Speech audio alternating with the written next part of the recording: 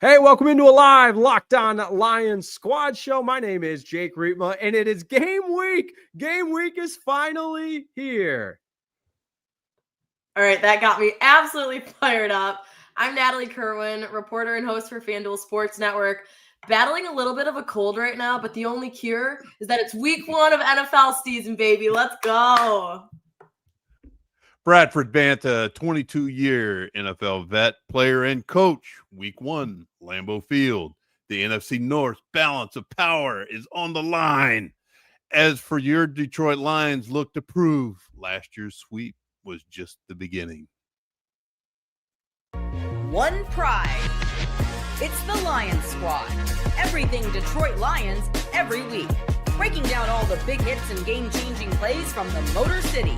The way only the Locked On Podcast Network can. From the roar of the Lions to the next great chapter, the Lions Squad Show starts now. And oh my goodness, if it feels like it's been forever, that's because it has been. The long-awaited preseason is finally in the rearview mirror, guys. I couldn't be more excited. And because I know myself, I got to get this out of the way. Hey, today's episode is brought to you by Prize Picks. Download the Prize Picks app today. Use that code LOCKEDONNFL to get $50 in lineups after you play your first $5 lineup. Okay, now we can just brain dump and go crazy because the regular season is here. We are mere days away from the showdown at Lambeau Field. Natalie, I kick it to you because, listen, I know you share the excitement, Bradford as well, but how are we feeling? A divisional showdown to get the season started. Yeah, what a tone setter just to get the season rolling, right? Divisional rival at their house. Lions aren't going to let that stop them. They're going to march in there. They went undefeated on the road last year, swept the Packers last season, week 9 and week 14 when they faced them. They're not going to have a problem doing it again. They're going to go in their house and do what they do. We've seen what this team can bring throughout the preseason. We've hit on a lot of things. I'm pumped for this group. There's a lot of newness, a lot of storylines that we'll be able to talk about too. New coordinators. I mean, there's just so much to talk about. You can't even get it all out in one sentence. So we're ready to go. So we only have 4 15-minute segments. What the heck, man? What the hell? We got a lot to talk about here. It's time to unleash the hounds. So that's the thing that I'm most excited about because, the starters haven't played all preseason, all 4 preseason games. They haven't played. They've gotten great work through the joint practices. They've wreaked havoc. They've performed well. Now it's time to put it all on the line. And let's get this show started with week 1 at Green Bay, 4:25 kickoff, and let's go. Absolutely. And this is the perfect time to welcome one and welcome all on the live show. Say hello in the chat. Let us know where you're watching from, what you're most excited for, what's on your mind, because that's the beauty of the live show is we'll take those comments as we go through throughout the show today. And if you're new around here, hey, it's the perfect time to join because I don't know if we've mentioned this or not, but we're pretty excited for this Lions season, and the preseason is in the rear view mirror. So a lot to get to today. New look Green Bay Packers is one of them since we last had the chance to be live on the air. I feel like that blockbuster deal went final just moments after we concluded our live show last week. So that's where I want to start. As we look at the opposition, we know all about the Lions, and that perfect point by you, did not lose a game on the road last season. They've owned Green Bay as of late, 5 of the last 6. But all of a sudden, some phone calls were made. There was an all-pro that was a little disgruntled down in my neck of the woods in Dallas, Texas. And lo and behold, the Green Bay Packers have added all-pro Micah Parsons. Now, I'll kick it to you first. The impact that this blockbuster deal does, we saw it reflected in the odds makers from the sports books, all of a sudden giving the Packers the best chance to win the NFC North. I say not so fast. What say you? Yeah, I mean, hey, Lions and Packers are the 2 favorites to win the North. So I wouldn't suddenly put Green Bay up on top just because they got a guy like Micah Parsons, although he makes an impact for the defense, right? I mean, he is an excellent pass rusher. He's excellent at what he does. And so it is going to affect this Green Bay defense. Absolutely. And if he does play on Sunday, there's still question marks around that because he's coming in injured with some back problems. So he might get some injections. He might play. The Lions might not even have to face him already this early on. But it is a move that fires up this Green Bay fan base, right? They're finding ways to bolster their team, as any team is, and having some sort of blockbuster deal like this does fire you up. Now, in return, the Packers did have to give up Kenny Clark, who was a key part of their defensive line as well, and a guy that was the anchor of their defense. So now you're bringing in someone new that has to learn, different schemes, different packages, things like that. So you don't know how it's going to balance out. But I wouldn't let this scare the Lions, because guess who the Lions have? They have another guy just as good, if not better, in Aiden Hutchinson, that Jordan Love and that Packers team should be worried about. So, hey, good for the Packers.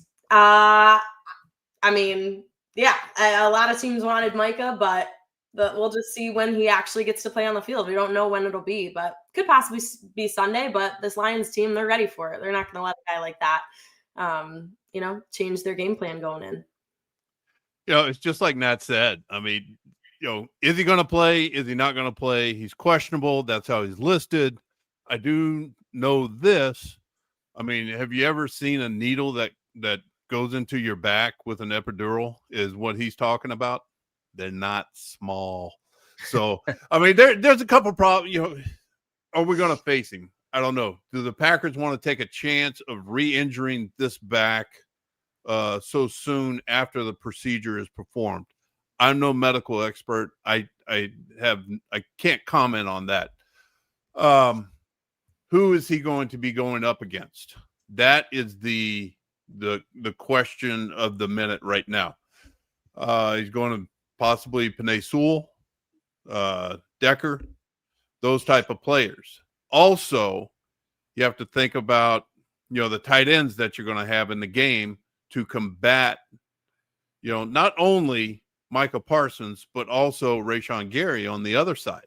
So you have two bookend rush ends that are looking to dominate the edge. What are the Lions going to do to combat this? It's all about matchups. And he can be handled, or they can be handled. And then with the loss of Clark, I think that leaves a little bit of a hole in the middle. And we're going to have to see how Ratledge steps up, because the other two are kind of proven commodities. But we're going to have to see how Ratledge steps up, and how does he block the middle and those, the rest of the interior line of the Green Bay Packers. That could be something that the Lions could exploit for, 5 yards. And last I checked, you average 5 yards a run. Every 2 plays, you're getting the first down. You're rattling those chains. Eventually, you're going to find the end zone. But there's going to be a plan in place to take care of Gary and also Micha Parsons.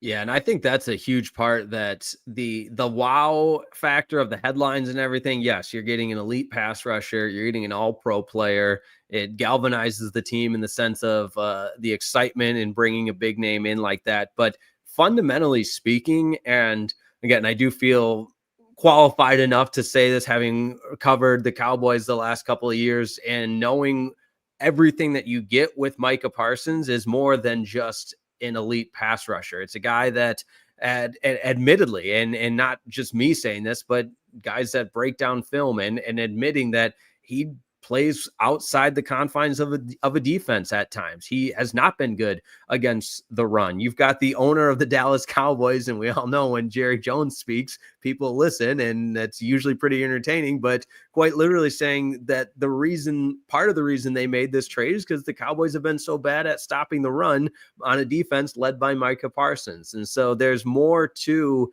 the the layers of this trade, then you get an excellent pass rusher. That's certainly a part of it, but he gets paid to rush the passer. I'm not taking anything away from him there, but at times he has not been a complete player despite all of the accolades that go along with him. Now I say all that, and that's a healthy Micah Parsons. What Bradford, you mentioned, and Nat, you as well, like there's still the question of how much and if he can even play at all, and if he'll be on a pitch clock. But when that trade, a pitch count, not a pitch clock, well, we have those too, but you guys know what I was trying to say there. I'm looking at the clock right now. We're already 10 minutes into this segment, and we're talking a lot of Micah Parsons, and why wouldn't we? But oh, by the way, this Lions team is absolutely stacked on offense, and I can't remember who made the point, but we haven't seen these guys yet play in preseason yet. And with the new offensive coordinator, Bradford, I'll start with you. Obviously, the opening script is a big thing. You know, some coaches script an entire first drive. Some coaches have an entire quarter scripted. And you know, of course, it will vary a little bit. But what are you most excited for in seeing this Johnny Morton offense? The thing that I not predict, but I just see whenever they do pass the ball, I see Goff getting the ball out pretty quickly. It's going to be all about timing, and that's what Green Bay is going to try to disrupt, is the timing of Goff's throws to try to get him off schedule. Because whenever he's on schedule, he's one of the best in the league. Whenever he's off schedule, he's one of the worst in the league. So what do you try to do as a Green Bay defense? But the thing that I'm most looking forward to is how Morton will mix the run and pass together and what they're going to exploit on Green Bay's defense. That's the thing that I'm most excited to watch. And then also the performance of the offensive line and the depths that they go to defend Goff, to protect Goff, and also Montgomery and Gibbs as well. I think, you know, a big talk about the Lions just heading into the season is how these new coordinators are going to mesh with the team. Anytime you bring in someone new, you know, you're anxious to see how they work well with Jared Goff, with the rest of the guys on the team, the continuity with Dan Campbell. But I think the beauty of this is that Calvin Shepard has been around this team, learned under a guy like Aaron Glenn, and is probably bringing some of those same traits to the table. John Morton, you know, well-respected guy in this league coming from Denver. You hear that he has, you know, he's getting along well with everybody. You haven't heard of any problems yet. And we're going to be able to see it firsthand what his relationship is like with Jared Goff come Sunday. Jared Goff used to a guy like Ben Johnson calling the plays and working with him the last couple of years. You would hope that John Morton and both Calvin Shepard bring, you know, some of the same qualities that this team is used to as far as just their different approaches, you know, throughout the game. And to your point too, just the X's and O's things too, Bradford. I just think that both these guys are going to bring a little bit of their own flavor. And I think I'm excited about that too. They're just going to create their own identity but hopefully carry along some of the same, you know, Detroit style of football that we've seen the last couple of years. Yeah, one other nugget as we wrap up this opening segment here on the live Locked On Lions squad show. And we talked in great detail about Lambeau Field the last episode. And I mean, we can all admit we were looking for things to talk about on that last episode. But now that it is here and real, the Packers at Lambeau Field have a 12 game home opener win streak. Now combine that with the Lions' success, the Lions' recent success, which growing up, if you would have told me the Lions' success at Lambeau Field, I would have just not believed that because it was so bad for so long. But Detroit's owned Green Bay as of late, and especially at Lambeau Field. And Nat, I'll start with you. The impact of just it being the opening game, obviously a hostile environment, a crazy crowd, but at the same time, knowing the Lions have had their fair share of success there in recent memory. What something's got to give. You know, Packers have the streak of winning their home opener versus the Lions winning the last several games at Lambeau Field. Well, I think you hear that streak and you go, oh boy, what does that mean for this Lions team? Really, any team walking in their house then for week 1. I mean, it is a notable stat. And yeah, you got to think about it. And Lambeau fans are crazy and that environment is going to be wild. And it's the first week of the season, all of that. But this Lions team has come to prove that they can go up against anybody. To your point, they did it last year walking into Lambeau.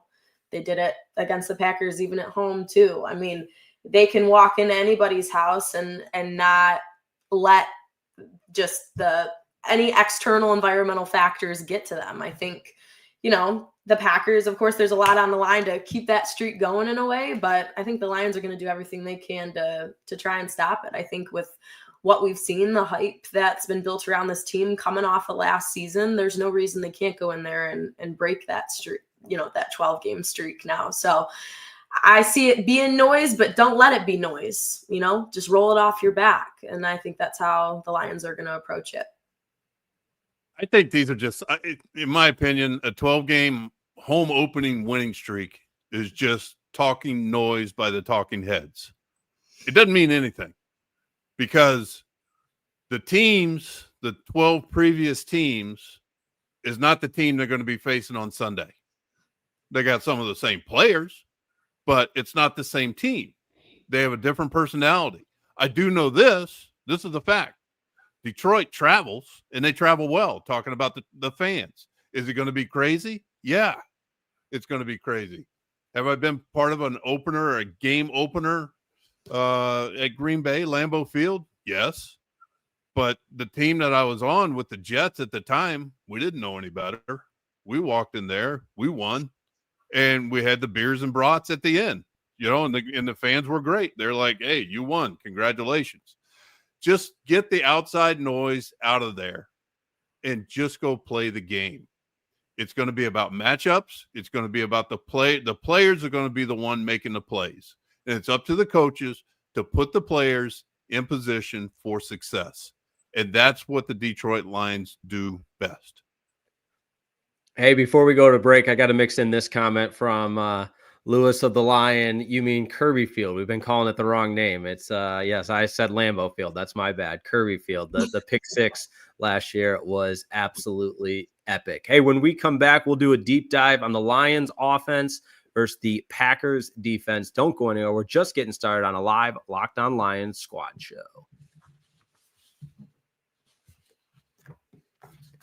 Hey, this episode of the Locked On Lions Squad Show is brought to you by DoorDash. It's almost the weekend, my friends. Time to look back and crown this week's MVP. Who delivered? And is powered by DoorDash. Just like you can win every Saturday with DoorDash, streaks saving more every time you order. These players delivered when it mattered the most. Let's break it down. Okay, we're going to break it down for you. Who delivered? How about Garrett Nussmeier, quarterback, LSU? He delivered in a big way. LSU beat Clemson with some late game tough defense and just a great job by the LSU Tigers. So there you go. Just like that.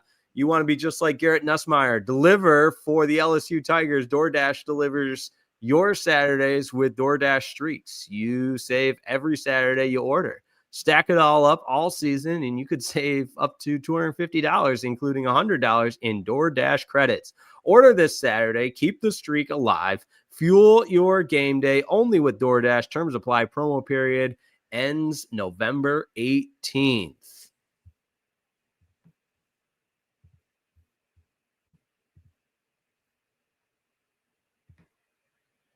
All right, we're back on a live Locked On Lions squad show here, and it's time for a little deep dive. Lions offense versus Packers defense. Now, fortunately, the Lions had 4 preseason games, and by fortunately, I mean not really, because we didn't see most of these starters, so we don't know what to expect. But I think, with the new offensive coordinator, obviously that's a huge talking point with John Morton, and defensively as well. That's what happens when you're good in the NFL. You get your coordinators poached. But Bradford, I'll start with you. Just the impact of a coordinator's first live reps, you know, when my dad used to say when he was coaching at Northwood, when the bullets are flying, it's a little bit different when they're live bullets. You know, this is not practice anymore. It's not preseason, but when those bullets are flying, what do you expect to see from a John Morton looking offense? I look for ball control, not turning the ball over, probably starting out fairly safe, meaning short to intermediate throws, but with the chance that if you have a shot, you take it. They'll walk up to the line with a couple of plays, and Goff will be making the decision from there. The thing that I'm most interested in is, Ben Johnson was down on the field last year, and Morton is up in the booth. This is going to be the first game, and obviously during the preseason, Goff was on the field listening to all the calls. This is how I'm curious to see how this is going to play out, just what's going on behind the scenes on how that affects play calling. Whether you can get a feel for the game down on the field or up in the booth. Maybe that's how Johnny prefers to call it. That's great. But, how does that affect Goff? That's your centerpiece of the offense is Jared Goff. How is that going to affect him? That's what I'm curious to see. Do I think it will? No, I don't. But just a little bit of a different personality can make a big difference. But do I have any hesitations about it? No, I don't. I'm looking forward to, the 10 to 15 play script that he comes out with to test the different looks to see what Green Bay is going to throw at them and see how they respond. And I will be interested again to see how Ratledge responds with his first start. Proven commodities all the way across the board in the receiver position, at the tight end position, the running back position, and the quarterback position. But in the offensive line, you have that experience factor. But you surround yourself with those on the same mission as you, then good things are going to happen. For sure. And Nat, I want to go to you next because I was getting in a spirited debate with some non-Lions fans, and I was thinking I need my Lions squad here right now, because the big debate was, obviously we know the coordinators and the replacing of that, but my biggest argument was the focal point of the Lions offense is still returning. You still have the players that are the ones that go out and make the plays. And the counter to that was, oh, wait a second, Frank Ragnow retired, one of the best. And again, into this, I'm telling everybody about these debates, and they're going to think Jake has no friends. He just yells at people all the time about how good the Lions are. And that's probably true. But replacing, yeah, pretty much replacing Frank Ragnow, you still have a lot of veteran leadership up front. And it's a huge void to fill, but at the same time, I still feel really good about this offensive line, especially when you consider that is and will always be the identity of a Dan Campbell led team, a team that wins in the trenches. So I guess what I'm asking to validate my feelings, Nat, make me feel good about this offensive line and replacing Frank Ragnow. Yeah, well, first of all, you're getting in arguments with your grandpa, I think, from last episode, if I remember right. Now you're getting in arguments with other people. I want to know what your life is like outside this podcast, Jake. That's a lot of yelling, a lot of screaming. It's just it's like my living is to talk about sports or something. And thankfully, yeah. I found my calling. Can't play sports. So. You have found your passion, and you are amazing at it. So I'm just fishing for compliments. So thank you. You are. I can tell. So I'm making sure I'm feeding them too, even if you only get it like one day a week on this podcast. To your point, as soon as Frank Ragnow retired, yes, everyone was surprised, everyone was shocked, and everyone thought, well, you are losing a huge piece of this offense in regards to his play, his leadership, and just his ability to, be one of those guys that brings the team together. So it has been a little bit of a question mark around that O-line group as far as, hey, is that group of guys, those 5 guys up front, are they going to be able to perform together and have that chemistry to be a cohesive unit as we've seen these last couple of seasons? And I don't think there's any reason for concern. Although we haven't seen all those guys together yet in any of these preseason games, you still have a guy like Taylor Decker on the left side that has been an anchor for that group. Penei Sewell, although he's only been on this team for a couple of years, he was drafted only a couple of years ago, he has stepped up and shown huge leadership abilities, and he's cemented himself as one of the best O-linemen in this whole league. And then you do have a young guy like Tate Ratledge coming in that has those two to learn from. Graham Glasgow, he's been a tried and true guy that's also been in this league for a while that you can look to be more of that veteran guy in the middle too. So I don't think there's any cause for concern yet for this group. Yeah, it sucks not having Frank there anymore, but it's always the next man up mentality, as they say. And I think that starting 5 is going to be a really good group together. And I'm anxious to see how they mesh starting on Sunday. So I'm with you, Jake. I'll side with Team Jake on this one. I don't think there's any cause for concern. Thank you. As you said, too, players make plays, and right. This Lions team, for the most part, is very much the same, minus 100%. A guy like that. I appreciate it. See, Nat, thank you. That's all. We can end the show. That's all I needed to hear. But I see so we've got some comments coming in about the defense. We're going to hit Lions defense versus Packers offense next segment. So we appreciate those comments. We'll get to them a little bit later down the road. And guys, I, for one, and this is probably just my wild imagination and everything that was associated with Ben Johnson in his time as the offensive coordinator for the Lions. There was trick plays, there was fake fumbles, there was Penei Sewell running with the football, there was all kinds of stuff. And I mean, there was Skinner scoring touchdowns and everything against Buffalo. Bradford, what type of razzle-dazzle trick plays, if any, do you think we'll see in week 1 as John Morton puts his stamp as the new offensive coordinator on this offense? I don't think you're going to see J-Mo throwing the ball. Yeah. So I don't think that's going to happen. It may be somebody else. So we can throw that one out the window. But trick plays, look, Johnny Morton, comes from, the Sean Payton lineage. So whenever the fans aren't out at practice, they are practicing some of these plays, and they're practicing a few of them. And that's all you need. You just need a few, because if you run it really, really, really well, then it can't be stopped. And it's kind of like, you get a rock, you start sanding it down a little bit, and you start smoothing it out, and it eventually becomes the perfect stone. But that's what they're doing. They have something up their sleeve that they haven't shown. And, Johnny was last a coordinator, I believe, at the Jets, and I can't remember the year that it was, maybe 17, I believe. But he has had his hands in a lot of different offenses, and he was last at Denver.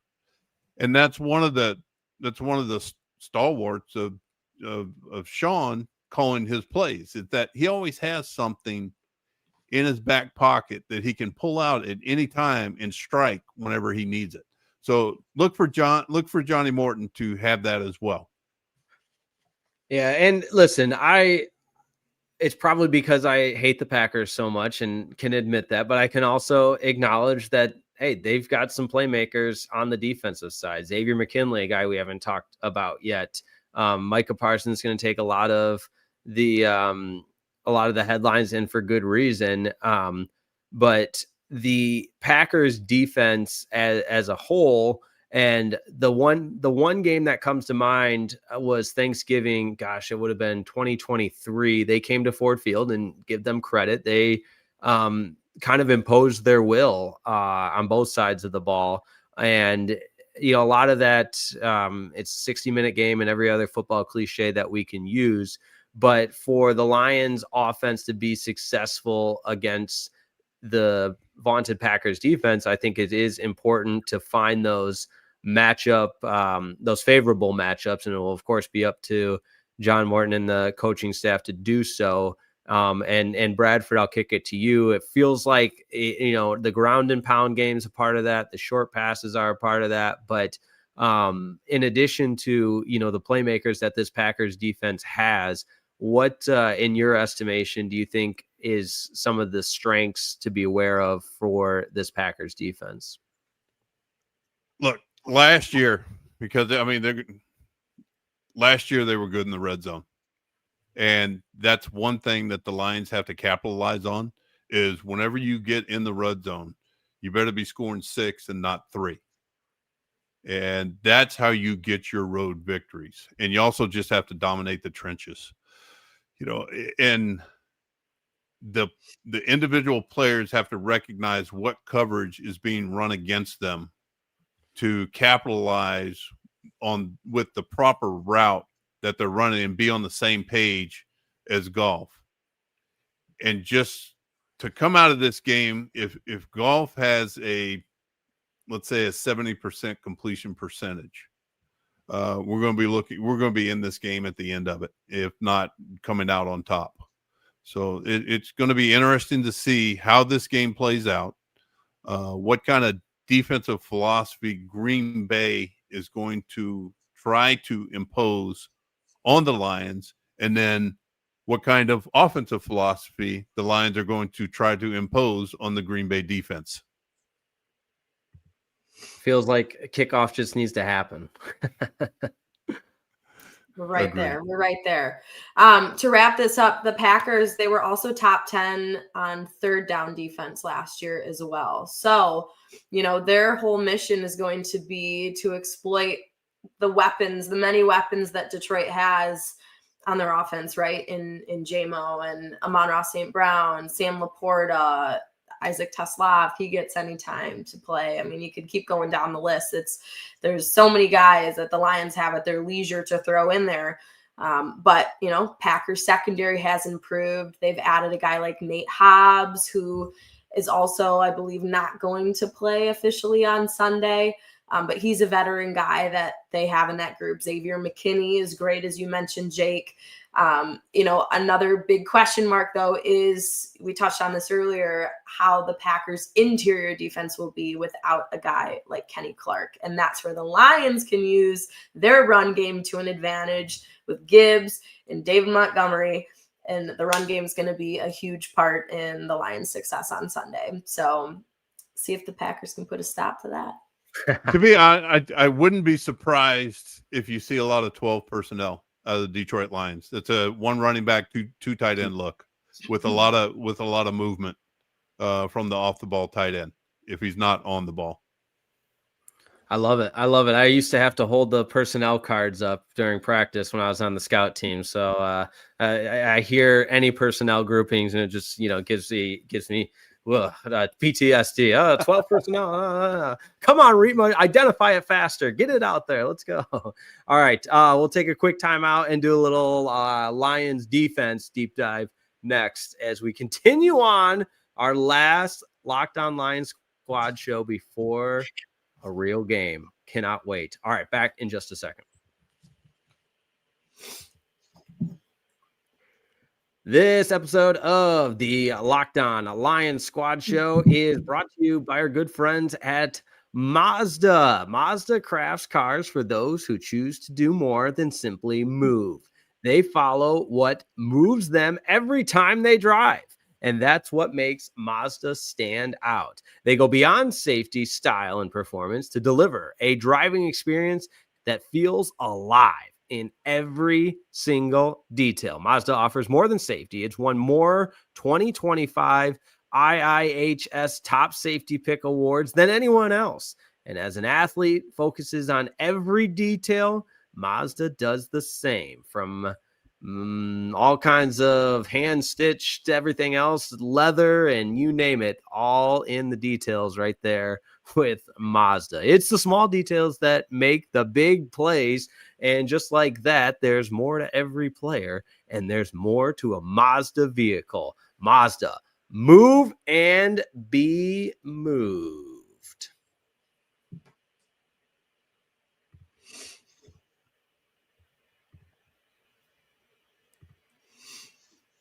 All right, deep dive. Lions defense. And aside from the obvious, well, you know what? Nay, we're going to start with the obvious. Aiden Hutchinson is back, and I cannot wait.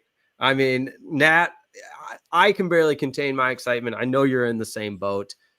A sack prediction, maybe 6-7 sacks first game. I'll relax a little bit. I mean, come on, we can go a little higher than that. I don't know if that's enough for the guy. Come on. He's got so many that he's so many in the tank that he didn't get to unleash last year. Right. Going down in October, I believe. So no, he's ready to go. He's fired up. And I know we're absolutely fired up. I mean, Aiden Hutchinson really does feel like the X factor of the Lions defense. The Packers did not have to face him last year in either game. They're going to get a guy coming at him in the pass rush that they didn't have to game plan for last year. And I think that is huge. So you're going to have a healthy Hutch, a healthy Marcus Davenport, and you hope that combo can be what everyone is hyping them up to be and projecting them to be when both are healthy and ready to go. So I think that, obviously getting to Jordan Love is going to be a huge part of the game plan. And Aiden Hutchinson is a huge factor in that.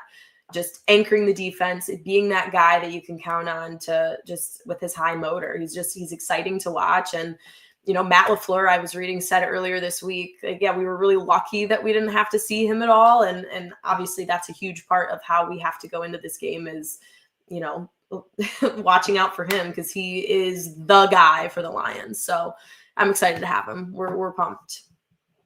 Yeah, no, Omnipo B, I want to answer your question from earlier. Do we have enough depth at edge? So, honestly, no, I don't. I mean, you have Marcus Davenport on the other side, and then you have Hutch on the other. So those are your two edges right now. Who's going to come in and spell those two? They're going to have to hold down the fort while the other two gas up on the sidelines and get ready to hit the field again. So they're going to end up playing, I would say Davenport and Hutch would probably end up playing 35 to 40 plays in the game. So what's going to happen with the additional, I'd say additional 30 plays? What's going to happen whenever those two guys aren't in the game, or one of those two guys aren't in the game? Are the Packers going to have a game plan for that? But here's the other thing you got to realize. It's a group effort. So if your chain is weak on one of the links, you're going to try to attack it as an offense. But the rest of those links are going to rally around. And as long as you can slow the ball carrier up, the troops are going to rally and come and make plays. I'm looking forward to the defensive effort. No, absolutely. And we have to go to our resident insider for all things pop culture and social media, Instagram, because listen, I'll connect the dots a little bit, but you can provide a little bit more context, Nat. So Zadarius Smith, this is the official embargo to close the conversation on Zadarius Smith unless something else happens. But something with what Dan Campbell said, we're good. And then his girlfriend clapped back or something. For me, and maybe anybody else that missed it, can you enlighten us on that? And I always forget the girlfriend's name. I know she's a rapper, and I should be better about that. So again, I go to our resident pop culture expert, Natalie Kerwin. Okay, what an intro. Well, I mean, yeah, it feels like we can start to close the door now on Zadarius Smith. Dan Campbell did comment this week that we feel good with where we're at. He went on Detroit's local sports radio station here, and he said straight up, we're good. Really, we're good with it. On the other side, it's Darius Smith's girlfriend, Cash Doll is her name. The doll. Cash I can never remember the doll. Cash Doll. She went on, posted a picture of herself in his jersey, and her caption, and I quote, to make sure I did not get this wrong, was, "Hey coach, we're good," with the waving emoji.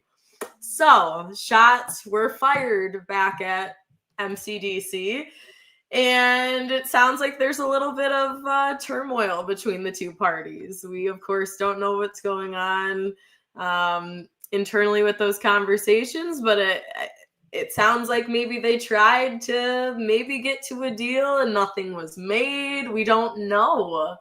So, the resident insider here, I wish I had Cash Doll's phone number so I could call her up right now here live on Locked On Lions. We can get to the bottom of this. But that's the big drama right now. Move over, Travis Kelce, Taylor Swift getting engaged. The big hot topic of NFL pop culture is, in fact, Zadarius Smith's girlfriend trying to get back at Dan Campbell. So that is where we are at. And yeah, that's all I got for you, Jake. I wish I knew more. Hey, no, that's an excellent report, because again, I could not even remember the rapper's name. Cash Doll. I won't forget it now. But the Lions, like they don't do this stuff. They don't do this for, I won't, the BS, the drama, any of that. And like Dan Campbell's as untouchable as they come in this town. So you come for the king, you best not miss. Like I don't think Cash Doll has a leg to stand on. But that's it. I've talked enough. Bradford, I'm going over to you. Green Bay Packers offense. We got a comment here that Jordan Love is a bit overrated. This is from Lewis of the Lion. Jordan Love is overrated. The person who deserves all the praise in Green Bay is Matt LaFleur. He's a heck of a coach. NFC North is full of great coaching. I think I agree with the latter portion of that statement. I don't know if I can go as far as say Jordan Love's overrated. Bradford, what say you? No, he's not overrated. He got him into the playoffs last year. He's been performing. He's gotten better each year. And given his receiver situation last year, which was rather sparse, if I may say so, he made do with what he had, and he performed at a very good level. And you just go back and look at his stats. He does get better every year, and he's learning the game, and he's learning what it takes to be a pro. And he's a good pro. The question I always ask myself is, you think he's overrated? All right, the question you have to ask yourself, would you trade Jordan Love for your current quarterback? That's the question you have to ask yourself. And I would say probably more than 60% of the teams possibly would. And you get that high of a head count as far as trading partners, then you have to tell yourself, hey, this guy is good. And he's earned it. He's earned everything he's gotten. But it's how LaFleur is going to mix the run and the pass and trying to keep the defense off balance. That is going to be one of these keys for the Green Bay offense going against the Detroit Lions defense. Absolutely. I was behind enemy lines on a Chicago Bears podcast last week, and we were discussing that exact conversation of, because we can all agree, Bears fans, Lions fans, we all hate the Packers. So that's one thing we can get on the same page with. But whatever we think of Jordan Love, the most telling component of it all is the Packers believe in Jordan Love. They paid the man. That's their guy. And they made the investment in Jordan Love, and the stats back it up. So we can all say what we want. And I'm not berating the comment, because we appreciate every comment on a live Locked On Lions squad show here. But that's what makes the discussion a lot of fun to debate. But he'll have a new target in Matthew Golden, and I don't know the exact number of years, but it had been for sure over a decade, a long time since the Packers had drafted a receiver in the first round. They're finally making that investment. Now, what do you think that says about the, I guess maybe the change in philosophies for this Green Bay Packers organization to finally invest in a wide receiver in the first round?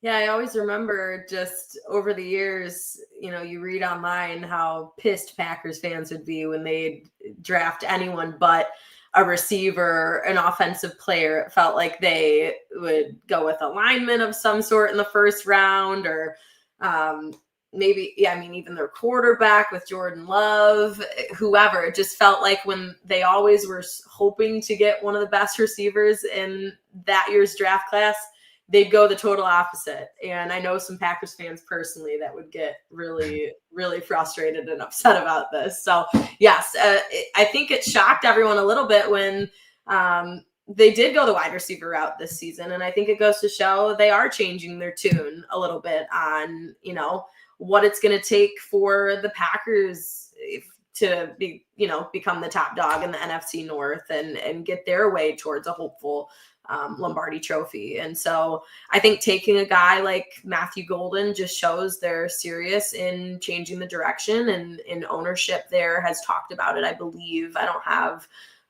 the quotes in front of me, but I just remember after they drafted him, leadership over in Green Bay just came out and said, hey, we're serious about trying to change things up around here. And, I think that just goes to show that the Packers are, they're starting to show that on both sides of the ball, they're loaded with talent, and there's a reason that they're also projected to be at the top, just like the Lions are. So it does show that the organization is going to change some things, and Lions secondary has just got to be ready for what him and the rest of the, Packers offense is going to bring. But that's my 2 cents on it.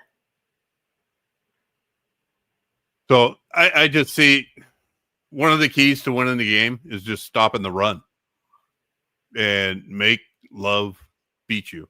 Because if you know that the Packers are going to be passing the ball, then you can unleash Hutch and Marcus and the interior part and get home with a 4-man rush. That is going to help the Lions immensely if they can get home with a 4-man rush and have 7 drop back in coverage.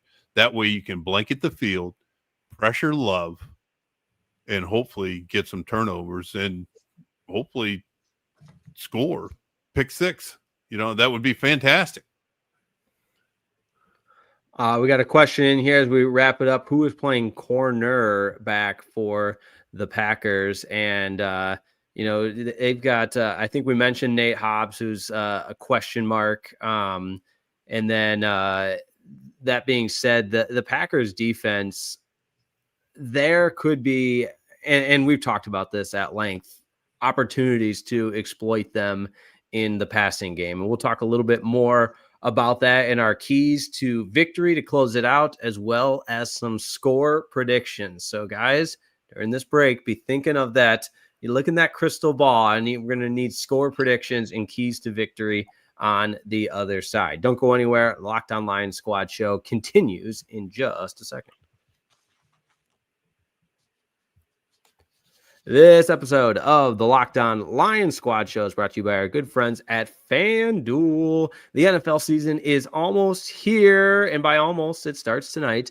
FanDuel is making sure you're ready for kickoff with a can't-miss offer. Right now, new customers can bet just $5, and if your bet wins, you'll get $300 in bonus bets to use across the app. I love using FanDuel because it fits however I like. You can do player props, maybe a little same game parlay, another day, another parlay, or maybe even you jump in live if you've got a hunch as the action is unfolding. It makes every game more exciting, whether you're watching your team or just keeping an eye out on your fantasy lineup. It all happens at FanDuel.com. So are you ready to play? Download the FanDuel app right now by visiting FanDuel.com to get started. That's FanDuel.com to place your first $5 bet.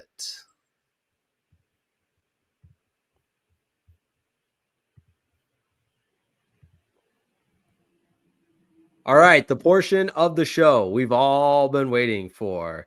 We're gonna get the laser pointer out, the chalk talk up there, and Bradford's gonna break down the winning game plan for us. Although Bradford, you were probably old school, like blackboard with actual chalk, not the fancy like markers that they have now, right? Right. I mean, take us back in time. I mean, are we communicating via Campbell's soup cans and string right now? What are we doing? I'm just asking. Yeah, this I mean, is come on now. The internet. Is that what it's called?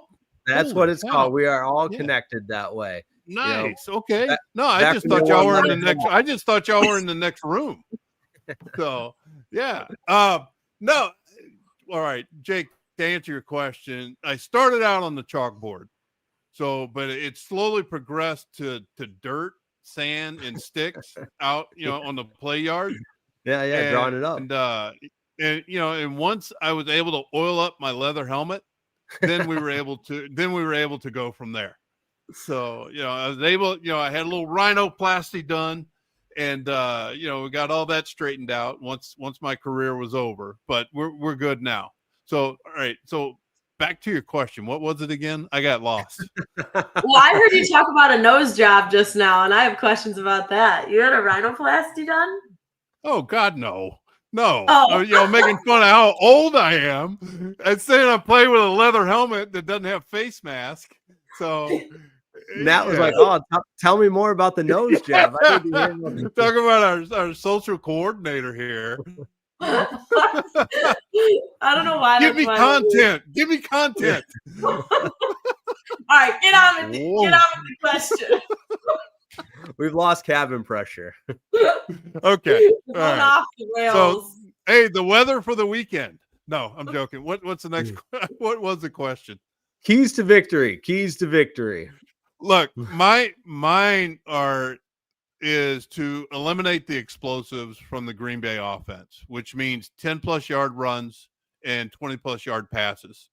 I have 3 of them. Next one is win the trenches. That meaning on the offense and defensive side of the ball is keep the pressure on Love, stop the run, and establish the run and protect Goff. And then my third one is just win third down. If you can keep the chains rattling all the way down the field, you're going to find your way into the red zone and then capitalize on that opportunity there. Those are my 3 keys to victory. Nat? All right. If Micah Parsons does play, you got to hold off Parsons and Gary. You got to protect JG16. In order for this team to have success, Jared Goff has to have a good day, right? That goes for any quarterback, but protect your guy. Of course, win in the trenches. That's what they always say games are won or lost, inside, right? And then to your point, Bradford, too, trying to find third down success against a team who was top 10 in third down defense last season. I think those are the keys right there. You got tons of weapons at your leisure. John Morton, I think, is going to have a field day. I hope that's exactly what we see. And if the Lions can follow these keys to success, they can win the game. Feel good. I'm going to say win the turnover battle. Bradford, did you say that? Not that I wasn't dialed in. I did not. No, I did not. All right. Somebody has to say win the turnover battle. I mean, we wouldn't be a football show without that. I mean, I might actually get that tattooed at some different point. Come on. I'm going to see the penalties down. Yeah. That's another thing this team battled. That's right. That's right. Oh yeah. We don't need to see that. But I think as some of the cliches, obviously they're cliches for a reason. You just greatly increase your odds of winning a football game by winning the turnover battle. I also think special teams, which shame on us, we've gone 53 minutes without talking special teams. Give me some either late second quarter or late game magic from Bates. That's just a guy that has been, I mean, everybody knows his story, but to go from playing for the Detroit Panthers, who are no longer Michigan. Yeah, my fault. I knew that was wrong. Yeah. RIP. That's on me in a lot of ways. That's probably why they're no longer, because people like me were calling them the Detroit Panthers instead of the Michigan Panthers. It's my fault, guys. I will wear this one.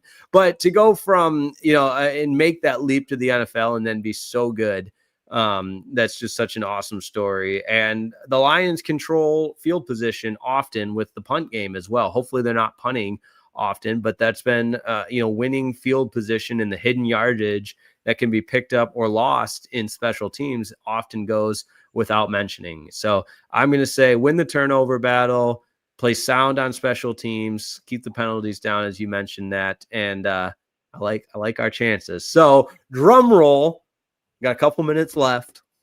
Yeah, I don't want to do the drum roll or I'll actually lose my whole setup here when Mike will go flying. But score prediction. Yeah, there we go.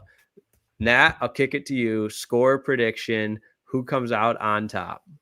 It's going to be a close one. I think it's going to be offense will be high powered on both sides, but I think it's going to maybe come down to a field goal. I just have this weird feeling. So I think my prediction is going to be 31-28 Lions. I like it. I'll mix in one comment here before we get over to you, Bradford. We've got a 31-17 Lions. I like it. You know what? In the tradition, is FanDuel one of our sponsors? Yes. They are. Thanks to Natalie. Okay. Yeah. Thanks, Nat. Appreciate it. So I'm going to go 31-27.5. How's that? 27.5. Yeah. Hold on. So I'm putting these score predictions in my phone. So that way, actually I'll put them in the group chat. That way everything lives in the group chat. So Nat, what did you say? 31-28? Yep. Bradford, what did you say? 31-27.5. This is like Price is Right, like $1, Bob. Like, hey, that's right. All right. I'm gonna go totally off the wall here and say Calvin Shepard in his first game as defensive coordinator makes a statement in a defensive struggle. Lions get the dub. 16-10 final. Ooh. Coming out with a win at Lambeau Field. Low scoring affair. Oh, wait, we all have the Lions winning, right? Yes. Yeah. All right, good deal. There it is. And you even say that with, I mean, I'm looking at the weather here, and Omnipo, you're old too, so you look at the weather yourself. So it's going to be an ideal day. It's going to be, I mean, it's 60s, low winds, and you're calling a defensive struggle. An ideal day to play some defense, Bradford. Okay. All right. I'm saying we're betting. All right. So you said 16-10. Yeah. Okay. All of our point differentials are pretty similar. 6 for me, 3 for Nat, and gosh, I don't know how to do 3.5. 3.5. Or no. 3.5 for Bradford. No, 2.5. 2.5. Yeah, 2.5. No, 31. I said 31. Yeah, 3.5. I'm sorry. Yeah. Talking about math, but yeah, so look at us. Yeah. So in honor of our FanDuel resident here, Natalie Kerwin, I just looked up the spread. Packers are a 1.5 favorite. You get 3 for being at home. So -1.5 Packers. We're all just taking the Lions outright. I love it. I know. Yeah. I never knew that. 3? What? You automatically get 3? Just no, not in any kind of formalized way. Just like when setting the odds makers consider that most times around 3.5 for being at home. Okay. All right. So it's not like in a formalized setting of the odds, which I don't know if you guys know this or not, but my master's thesis from good old Northwestern University was on the impact of sports gambling in sports media. And what do you know? My professors laughed at me and said, "Oh, they'll never legalize sports gambling," because I'm old. This was in 2016. And I said, I think it's kind of a trend, guys. I think sports gambling is going to have a major impact. And now here we are. We're talking about a trend. Kind of a trend. Yeah. Now remember, this is 2016. It wasn't legal. It was only legal in Nevada and Delaware at this time. So I got laughed at Northwestern University. Still bitter about it, obviously. Yeah. Obviously. So not one professor believed what you were saying could be true at some point. They just said, that's not going to happen. Yeah. This is a deep dive into my master's thesis process from Northwestern. One professor in particular laughed and said, it'll never happen. And I was like, we'll see. She shall remain nameless. She shall remain nameless. No, that's the great thing about Northwestern, as I say this on a live hot mic. The professors can do no wrong there, and that's okay. They know that. The professor tell me, you guys do whatever you want. I got pension. Like, all right. Just ask them. Exactly. Okay. My score predictions getting called out, which is fine. I like to be a little bit bold, a little bit daring. Scared money don't make money, that kind of thing. So, maybe the Lions offense will surprise me, but I feel good about this defense. But let's go around the horn. Final thoughts before the Packers and Lions kickoff. Which programming note? Our next show will be post game immediately following the conclusion of the game. Final word, Bradford Banta. What say you? Look, does Micah Parsons flip the rivalry, or does Detroit's O-line continuity blunt the impact? We'll see. I like it. We shall see. If he even plays, fingers crossed he doesn't. True. All right. National stage, division rival. These starters have been waiting to get their hands and feet wet with this team, pick up where they left off last season. And I have a feeling it's going to be a good one. There's a lot of hatred in this rivalry, and that brings all the more just flavor and feist, and I love it. I love it as well. We'll be with you following the conclusion of the game. And I forgot to read this, so everybody enjoy. It's not too late to binge every Locked On division preview. Be the most informed NFL fan in an 8-episode series, bringing you every division winner, breakout stars, and Super Bowl contenders. Find the link in the description to the Locked On NFL playlist on YouTube. It's all part of the Locked On Podcast Network, your team each and every day. Make sure you like today's video, subscribe. Let's go Lions. We'll talk to you after the Lions beat up on the Packers on the Locked On Lions Podcast Network. See ya.